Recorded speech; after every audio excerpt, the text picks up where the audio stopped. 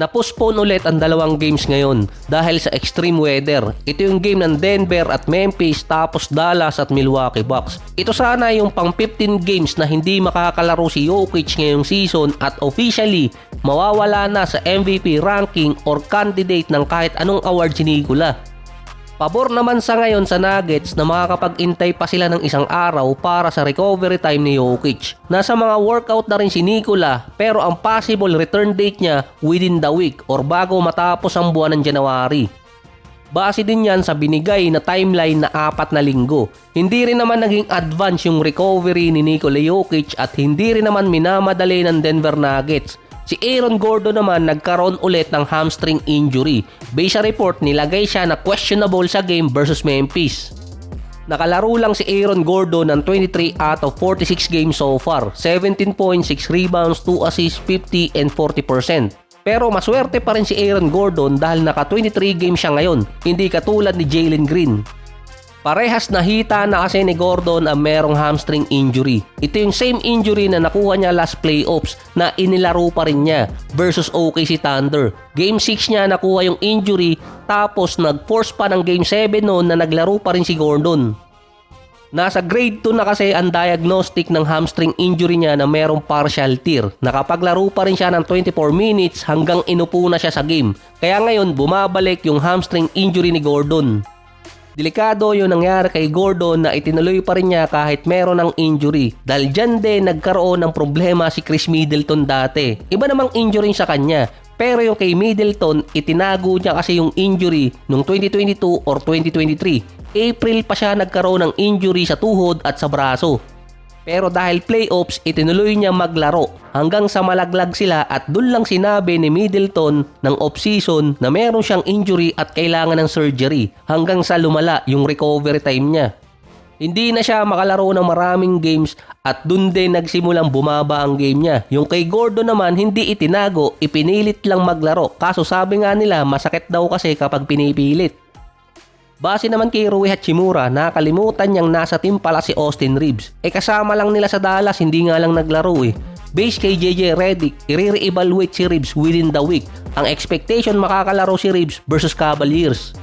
Na ngayon mukhang mainit itong si Donovan Mitchell na meron ng Cleveland na 7-3 record so far sa last 10 games. Sa January 29 makakalaban ng Cleveland yung LA. Minamadali rin na makabalik si Austin Reeves sa lineup. Dahil kung iintayin pa ng LA na sa home court, magkaroon ng return date itong si Austin Reeves para nga abutin na yun ng deadline. Nag-a-average pa rin si Reeves ng career high na 26 points, 5 rebounds, 6 assists, 1 steal, 50 and 36%. So far, 8-7 record ng Lakers nung mawala si Reeves sa lineup ng LA since December 28. Hindi naman bad record yun, bumaba lang ang winning rate. Si Austin Reeves yung nagbe-benefit sa half-court setup ng LA. Kapag bumalik din si Reeves, first time na magkakaroon ng trio sa NBA na merong at least 20 points per game pataas na may combine sila na mahigit 81 points. Kaso sila ang may pinakamababang defensive rating ngayong season. Mali pala, magkakaroon ng trio na merong at least 24 points per game pataas kasama doon si LeBron, Austin Reeves at si Luka. Kaya din pala nasabi ni Hachimura na nakakalimutan niya si Austin Reeves dahil base kay JJ Redick ang gagamitin niyang starting lineup until bumalik si Reeves ay si LeBron, Luka, Larabia, Smart at si Ayton.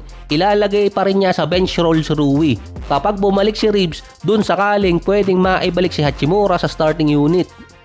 Si Dalton, Gabe Vincent at Maxi Kleber nasa trade block na pala ng LA na merong value na $22 million sa kanilang salary cap. Sapat na yung kontrata na yon para makakuha ng isang all-star caliber player. Ang problema lang, walang value yung tatlong player sa trade market.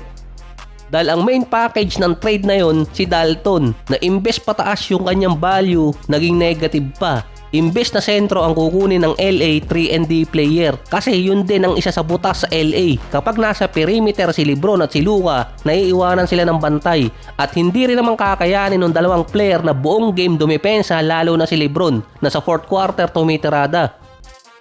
Based din sa mga insider, bukod dun sa tatlong player na nasa trade block ng Lakers, gusto pa ng mga team na magsama sila ng isang first rounder mula sa LA. As of January 16, papatak ang Lakers na pang number 19 until number 26 sa draft. Based din sa mga report, ayaw din kasing magbigay ng Lakers ng isang first rounder dahil nga kay Luka. Hindi rin naman nila ginagamit yung nadadrop nilang player sa first round. Parang padalawang sunod ng si Dalton, nakalimutan ko yung isang first rounder nilang nawala na.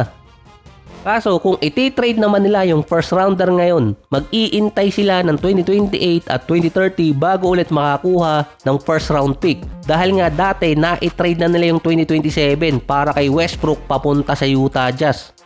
Sa 2029 naman, ito yung ginamit nila para kay Luka na mapupunta yung first rounder ng LA sa Dallas. Malamang hindi rin naman gamitin or i-develop ng Lakers yung makukuha nila sa first round. Dahil based sa timeline, may sapat na salary cap ang LA kapag nag-retire or umalis si LeBron. Another $50 million yun. Nakadepende pa ako magkano ang ibibigay nila kay Austin Reeves.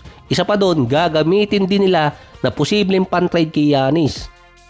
Pero ang pinaka-importante kasi doon, ito yung magiging unang official off-season ni Mark Walter bilang team owner. Dahil nung nakaraang season, off-season din ibinenta at na-process yun papasok ng regular season. Parang papasok yung Lakers ng Pasko na paldo kung nagkataon.